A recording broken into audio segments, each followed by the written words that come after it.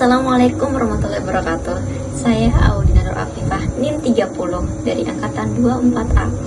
Di sini saya ingin menjelaskan tentang aku patuh pada aturan untuk kelas 2A, yaitu untuk capaian pembelajarannya agar mereka tahu aturan sederhana apa yang ada di rumah dan juga di sekolah, dan juga peserta didik mengetahui pentingnya hidup tertib, entah itu di rumah ataupun di sekolah, dan juga peserta didik mampu membedakan perilaku patuh dan tidak patuh terhadap aturan. Dan juga peserta didik memiliki pengalaman mengikuti aturan di kelas, dan juga peserta didik mampu bekerja sama dengan teman. Dan juga yang terakhir, peserta didik menunjukkan sikap disiplin dan tanggung jawab sederhana. Contoh nih, misal ketika kita ada di rumah, aturan apa yang ada di dalam rumah? Contoh, sebelum tidur wajib sikat gigi, atau setelah bangun tidur wajib apa? Wajib membersihkan tempat tidur, atau membantu ibu, terus menjaga adik, ya kan? Dan juga ketika disiplin di sekolah, contohnya apa? Contoh disiplin di sekolah, contoh berangkat sekolah tepat waktu, pakaian selalu rapi, tidak ada yang kurang. Contoh misalnya nih, memakai topi, dasi, pakaian putih, bawahan merah, seperti itu juga pakai ikat pinggang. Itu jangan sampai melanggar gitu. Dan juga kita memberikan sanksi ketika mereka melanggar. Contoh nih, ketika mereka telat, apa sanksinya?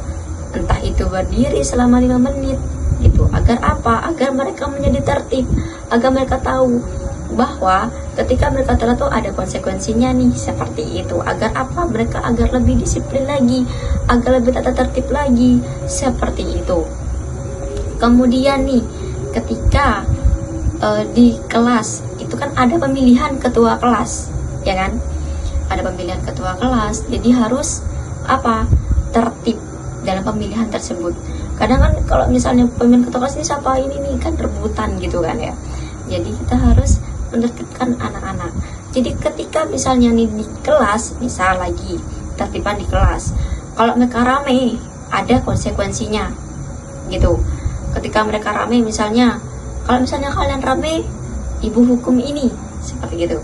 Jadi akhirnya ada, mereka itu bukan untuk menekan ya, beda, tapi untuk mengetahui mereka tuh biar apa? Melatih mereka agar mereka itu disiplin, seperti itu. Agar melatih mereka dari kecil agar menjadi anak yang disiplin, tata tertib, dan juga patuh pada aturan. Dan juga memberikan contoh kepada mereka kalau tidak memenuhi aturan seperti apa. Contoh lagi, misalnya nih, kalau misalnya ada siswa membuang sampah sembarangan, harus ditegur. Contohnya seperti apa? Kalau kita membuang sampah sembarangan, yang pertama, bau sampah itu menjadi bau, ya kan? Kedua, tercemarnya lingkungan. Dan yang ketiga, jadinya sarang penyakit. Dan juga yang keempat, menjadinya tercemarnya udara, ya kan?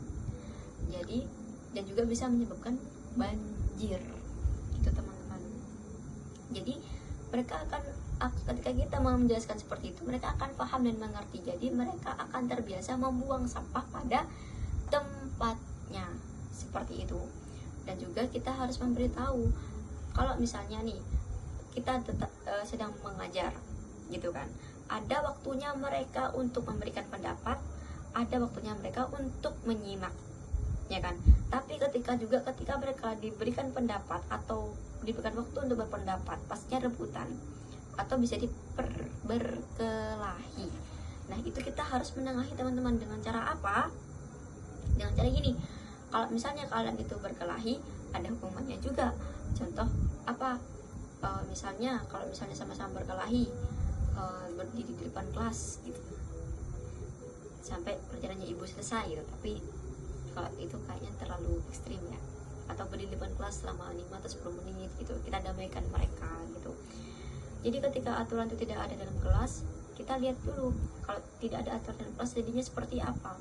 Mereka jadi cekcok, jadi juga, jadi mereka tuh gak tahu aturan itu seperti apa, membuang sampah pada sembarangan dan lain sebagainya.